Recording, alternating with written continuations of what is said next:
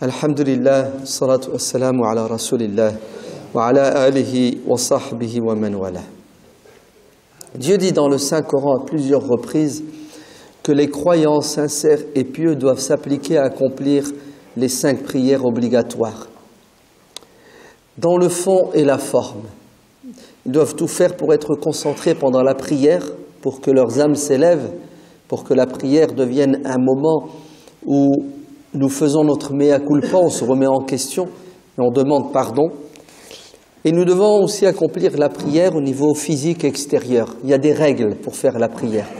Et parmi les obligations, c'est d'accomplir la prière en temps et en heure. Ainsi, il y a 5 prières obligatoires qui sont réparties dans le jour et la nuit. Et si Dieu l'avait voulu, il nous aurait dit d'accomplir ces prières à un moment donné, du jour ou de la nuit, toutes ensemble les 5. Mais s'il les a réparties, c'est pour qu'elles aient un impact sur nos cœurs, sur nos âmes, sur nos personnes. C'est pour cela, tous les savants musulmans sont unanimes pour dire que ne pas accomplir la prière à l'heure est un péché et pas des moindres, un grand péché. Pourquoi? Parce que le Coran le dit de manière explicite. Inna as-salata kanat 'ala al-mu'minina kitaban mawqutan. La prière est une obligation qui incombe aux croyants à l'heure. Dans un autre verset, Surat Maryam, Dieu dit: viendront des générations par la suite qui succéderont aux premières, qui délaisseront la prière, qui ne l'accompliront pas comme il se doit. Dans un autre verset, Dieu dit: qui parmi vous ne connaît pas cette sourate? Musulman qui contredit sa religion puisqu'il délaisse la prière à l'heure.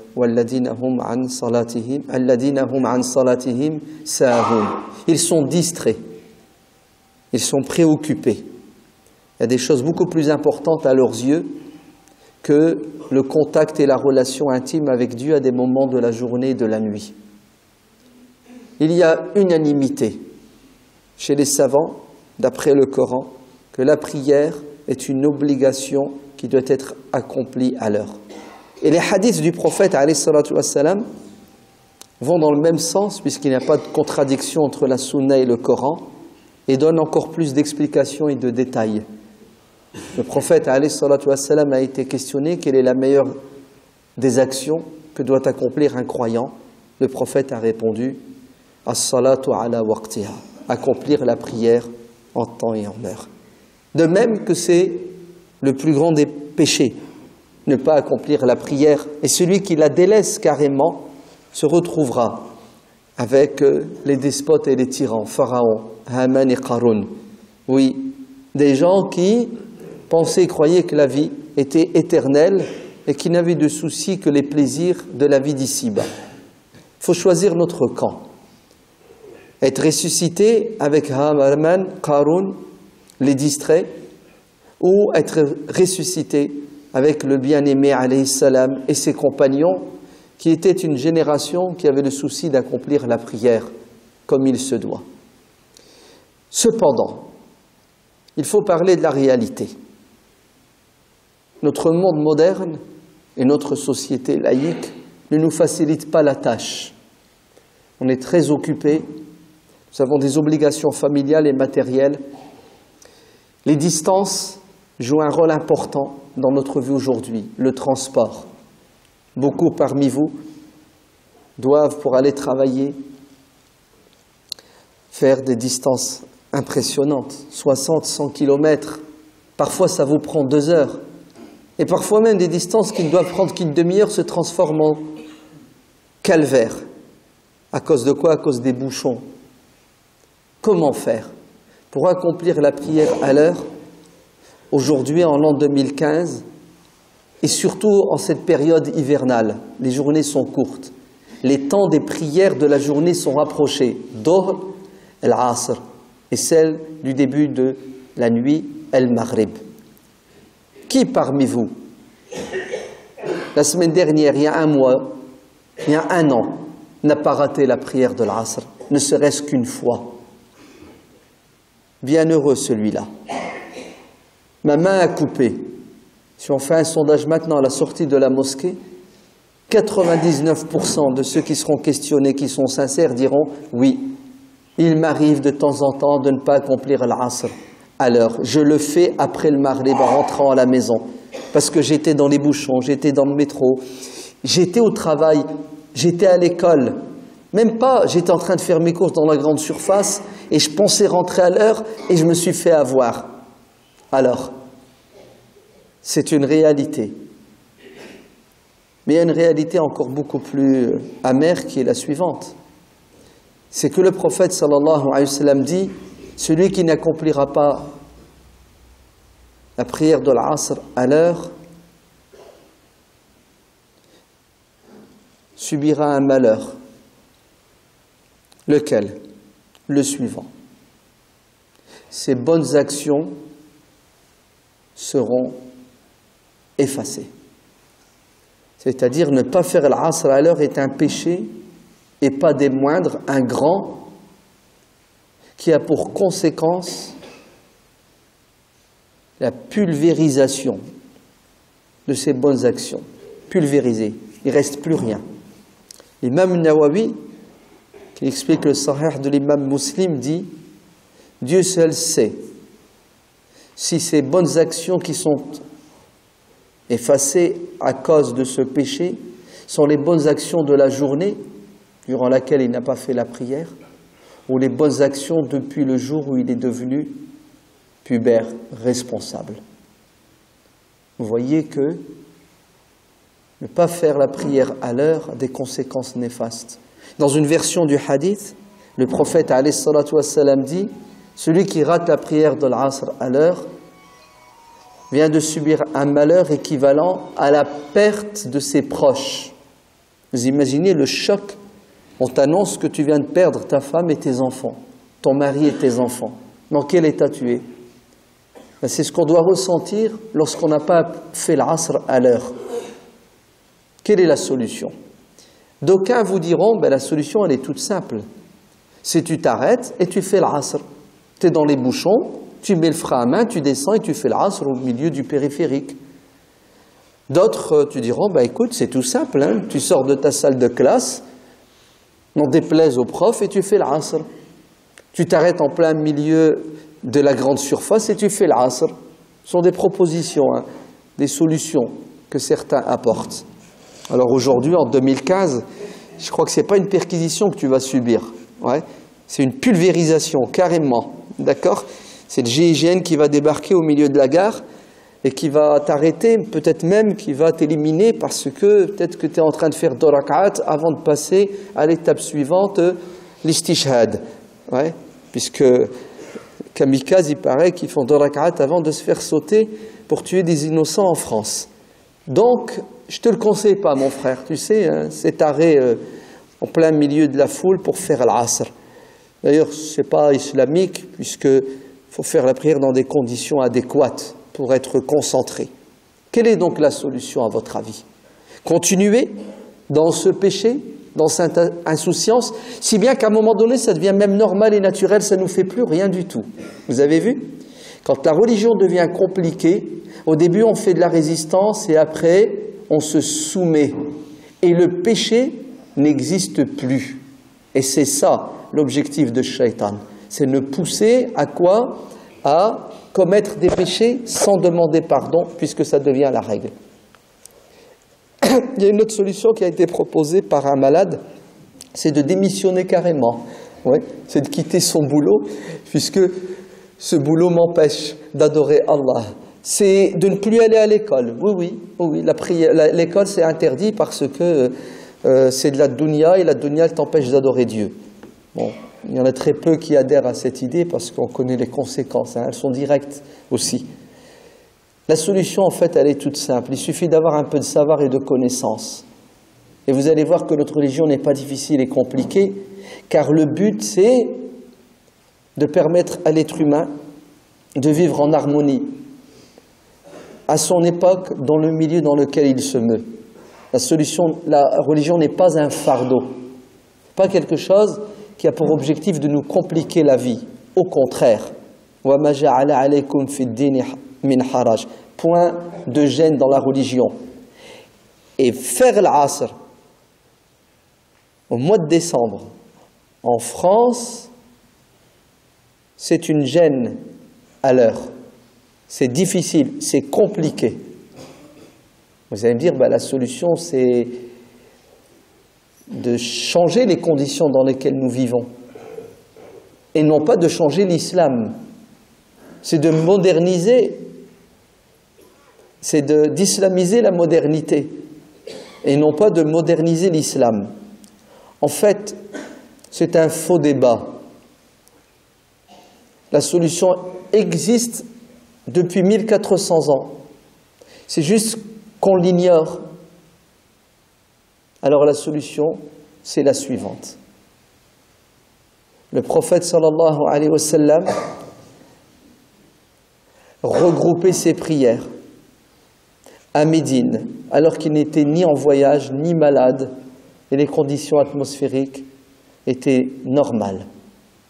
Lorsqu'Abdullah ibn Abbas radiyallahu anhu annonce à ses élèves qui avaient le souci d'étudier et d'apprendre la religion, il leur dit que j'ai prié avec le prophète alayhi salatu wassalam 8 rak'at, 4 de Dohr, 4 de l'Asr, 7 rak'at, 3 du Maghrib, 4 de l'Aïcha, ensemble.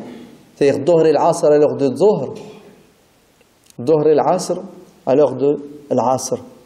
Soit il a avancé l'Asr ou il recule le Dohr.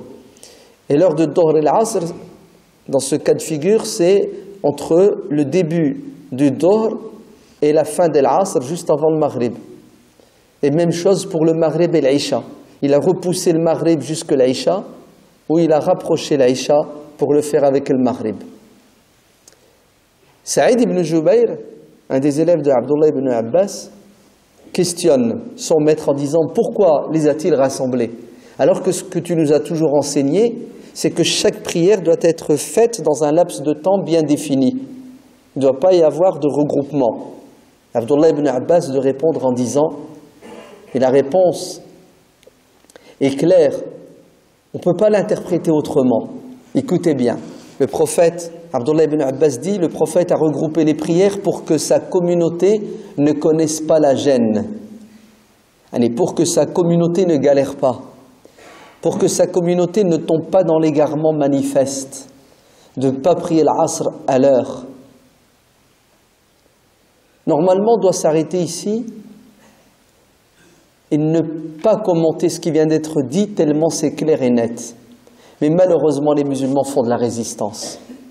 Subhanallah, on dirait que plus la religion est difficile et compliquée, plus le croyant pense qu'il est proche de la vérité et que Dieu l'agrée.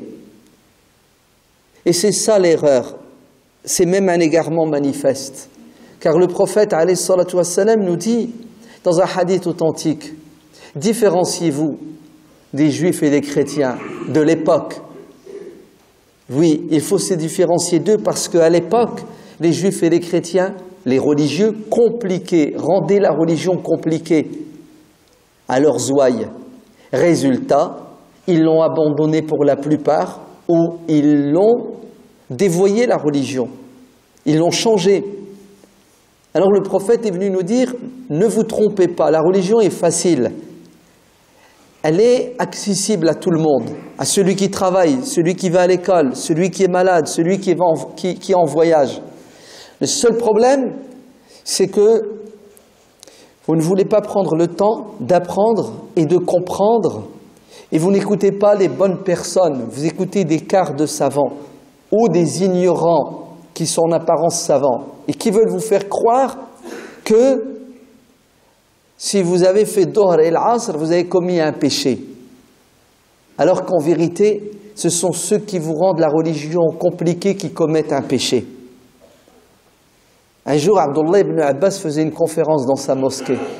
Il a commencé sa prière, sa conférence à l'Asr. Et la conférence a duré jusqu'au Maghrib. Et il n'a pas fini. Il a empiété sur l'heure du Maghrib. Et il a continué à parler. Non pas pendant 5 minutes, ni un quart d'heure, ni une demi-heure. après l'heure du Maghrib. Il a continué jusqu'à ce que les étoiles apparaissent. C'est ce que ça veut dire l'apparition des étoiles? Ça veut dire que c'est l'Aïcha. Abdullah ne s'est pas arrêté pour faire le Maghrib au début de son heure. Il a dépassé les limites. Et un homme s'est mis debout dans la salle. Et il l'a interrompu en lui disant « C'est l'heure de la prière. Les étoiles sont apparues. » D'un air de dire « Tu fais quoi, ya Abdallah ?» Le Maghrib, ça fait 45 minutes qu'il a commencé. Ça fait 1 heure. Pourquoi tu n'arrêtes pas ton speech, ta conférence pour faire la prière? Tu es à côté de la plaque. Tu es vraiment un égaré. Vous savez comment Abdullah va lui répondre? Il va lui dire « Tais-toi. Tais-toi, espèce d'ignorant. La malak. Tu vas m'enseigner comment accomplir la prière? Tu veux m'enseigner comment le prophète accomplissait la prière? Moi, Abdullah ibn Abbas, cousin du prophète, moi, Abdullah ibn Abbas, le savant de la communauté, moi, Abdullah ibn Abbas, plus soucieux d'accomplir la religion comme il se doit. C'est un sahabi, pas n'importe desquels, il fait partie des 7 compagnons qui avaient ce titre de fuqaha ou sahaba, les plus lettrés, à même de répondre aux questions des gens et d'apporter des solutions aux problèmes des gens. Moi, Abdullah ibn Abbas dit, Abdullah ibn Abbas a cet ignorant qui se veut plus royaliste que le roi. J'ai prié derrière le prophète à Médine 8 rak'at et 7 rak'at. C'est-à-dire, je suis mieux placé que vous pour vous dire comment le prophète priait. Le prophète regroupait ses prières. Vous avez vu, Abdullah ibn Abbas n'était même pas dans les bouchons. Il n'était même pas à la fac, ni à l'école, ni au travail. Il était à la mosquée. Et il faisait une intervention. Et il n'a pas coupé son intervention. Pourquoi? Parce que c'est ça la religion. Elle est élastique, elle est souple, elle est accessible. Elle tient compte de plusieurs facteurs pour permettre aux croyants de pratiquer sa religion dans l'harmonie, à la lumière des objectifs et des intérêts. Le discours d'Abdullah ibn Abbas, à ses yeux, le message qu'il voulait passer était beaucoup plus important que de faire le Maghrib au début de son heure. Et comme il y a cette solution, il a opté pour la solution de repousser le Maghrib pour faire le Maghrib avec l'Aïcha. Et on peut continuer comme ça, puisqu'un grand savant musulman contemporain qui s'appelle Ahmad bin Saddiq al-Ghumari, qui est mort dans les années 80, a écrit un très beau livre qui s'intitule « Nul grief à accomplir ses prières de Dohr et l'Asr en même temps, et le Maghrib et l'Aïcha en même temps, pour celui qui n'est pas en voyage, pour celui qui n'est pas malade, pour celui qui n'est pas dans des circonstances extrêmes. Oui, vous avez le droit, la possibilité. C'est même une sunna, comme dit Ibn Taymiyyah, qui va répondre à certains savants musulmans qui disent il y a des hadiths dans la sunna que nous devons mettre de côté et ne pas accomplir. هذا الحديث لم يعمل به الفقهاء. Comme ça, certains savants ont osé dire ces hadiths qui autorisent le regroupement des prières ont été mis de côté par les savants parce qu'ils les gênaient. Parce que certains imams, certains savants ne voient pas l'utilité et l'intérêt de regrouper Dohr et l'Asr. C'est normal. Ils sont à la mosquée 24 heures sur 24. C'est normal. Ils n'ont pas la pression et ils n'ont pas les mêmes obligations que nous. Alors, ne tombez pas dans les péchés à cause d'une mauvaise compréhension de la religion et à cause de ce souhait de vouloir être plus royaliste que le roi. Notre religion est souple, elle est accessible et à chaque fois qu'il y a une difficulté, il y a une dérogation. Je vous donnerai d'autres solutions, Inch'Allah, la prochaine fois. Que Dieu vous bénisse et vous donne la force et la foi d'être de bons musulmans au quotidien. Qu'Allah préserve et protège nos enfants de toute forme d'égarement. Qu'il fasse miséricorde à nos parents comme ils nous ont élevés tout petits.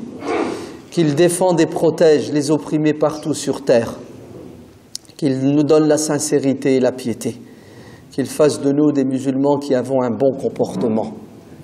N'oubliez pas, Allah yabarak fikum, comme à l'accoutumée, de donner ce que vous pouvez pour préserver, protéger, développer notre groupe scolaire Eva de Vitré. L'argent est le nerf de la guerre. Les vacances approchent, les fêtes de Noël, de fin d'année. En fait, ces 15 jours sont des jours de surconsommation. Dieu seul sait combien d'argent va encore dépasser dans les grandes surfaces. Vous voulez un conseil? Boycottez. Restez chez vous.